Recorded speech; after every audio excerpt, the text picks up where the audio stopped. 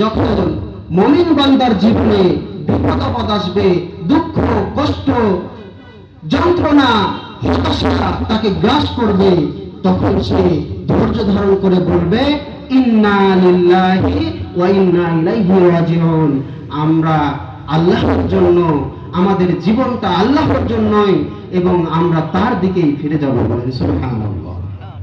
এই ধৈর্য ধারণ, বিপদে ধৈর্য ধারণ করলে অনেক বড় উপকারিতা, অনেক ফজিলতের কথা হাদিস এবং কোরআনের মাধ্যমে, কোরআনের পাতায় পাতায়, হাদিসের পাতায় পাতায় আমরা দেখতে পাই। আল্লাহ তাআলা ছোট্ট একটা সূরার মধ্যে বলছেন ইন্না মাআল উসরি ইসরা, নিশ্চয় কষ্টের পরে রয়েছে স্বস্তি, কষ্টের পরে রয়েছে সুখ। বলেন সুবহানাল্লাহ।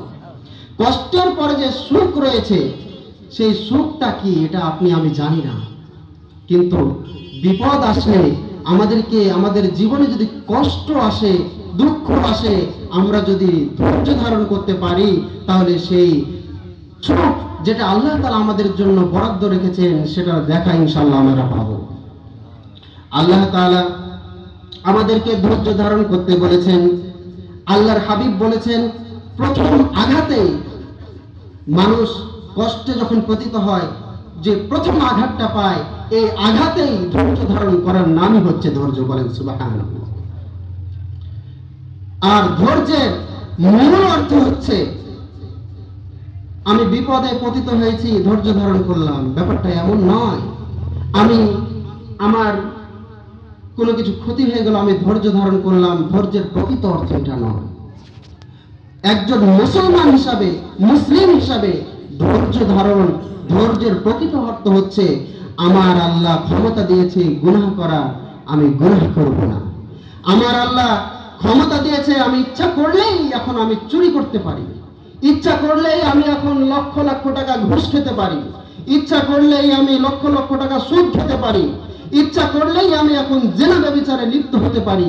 এগুলো থেকে নিজেকে কন্ট্রোল করে বেঁচে থাকার নাম হচ্ছে ধৈর্য। বলেন সুবহানাল্লাহ। সম্মানিত উপস্থিতি, আল্লাহ তাআলার পথে চলতে গিয়ে শয়তানের ওয়াসওয়াসা, শয়তানের কুমন্ত্রণা আমাদের জীবনে আষ্টে পৃষ্ঠে লেগে আছে।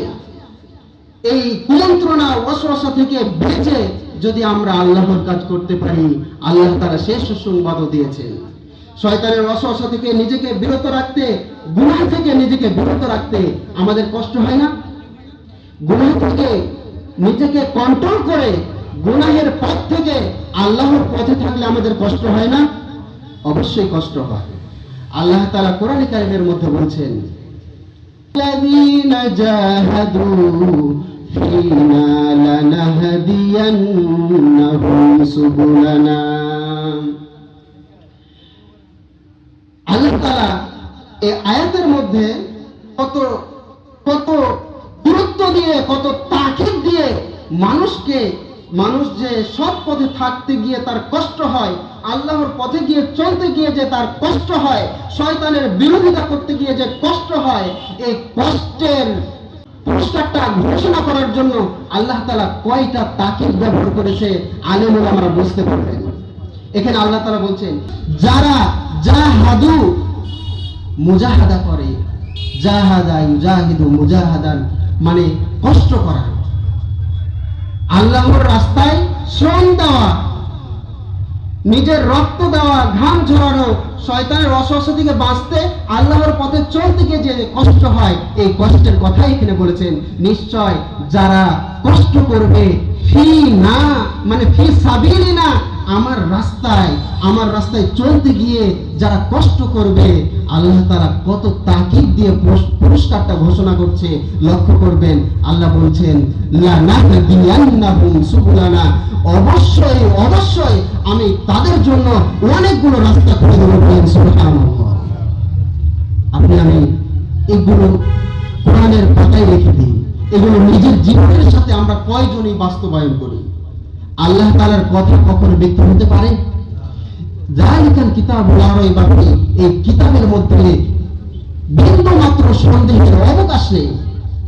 সেই আল্লাহ তাআলা এই কালাম নাযিল করেছেন, এই কালামের মধ্যে বলছেন অবশ্যই অবশ্যই, লামে তাকিদ নুনে তাকিদ সকিলা দিয়ে অবশ্যই অবশ্যই আমি আমার রাস্তায় যারা কষ্ট করবে, আমার রাস্তায় যারা ঘাম ঝরাবে, আমার রাস্তায় যারা শ্রম দিবে, অর্থ দিবে, বুদ্ধি দিবে, পরামর্শ করবে, শয়তানের কুমন্ত্রণা বাঁচতে গিয়ে যে কষ্ট হয়, গুনাহ থেকে বাঁচতে গিয়ে যে কষ্ট হয়, এই কষ্ট স্বীকার করবে, আমি তাদের জন্য লানাত দিয়ান্নাহুম সুবুলানা, তাদের জন্য আমার রহমতের, আমার বরকতের অনেকগুলো রাস্তা খুলে দেব। বলেন সুবহানাল্লাহ। এই রাস্তা আমরা সবাই নিতে রাজি আছি না? এই পথগুলো, রহমতের দরজাগুলো আমার জন্য উন্মুক্ত হয়ে যায়, আপনার জন্য উন্মুক্ত হয়ে যায়, এটা আমরা চাই না? আল্লাহ তাআলা আমাদেরকে বিপদে ধৈর্য ধারণ করার তৌফিক দান করুন। সকলে বলে আল্লাহুম্মা আমিন।